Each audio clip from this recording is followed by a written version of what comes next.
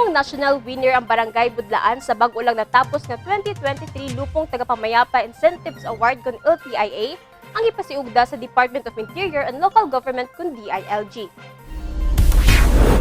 Ang Barangay Budlaan sa pagpangulo ni Kapitan Gino Antulihaw nakadawat og flag of recognition og 300,000 nga cash. Ang Budlaan nga nalakip sa highly urbanized city category miagi og makuti nga assessment sa wa pa kini malakip sa mong national competition. Sa yuning tuiga, gilupig sa Budlaan ang Barangay Subang Dako sa siyudad sa Mandaue ug Basak Lapu-Lapu City sa regional contest aron mo representar sa Central Visayas sa national level. Si Mayor Michael Rama nalipay sa lain pasidungog sa siyudad. Region 7, Lupong Tagapamayapa of Barangay Budlaan, Cebu City.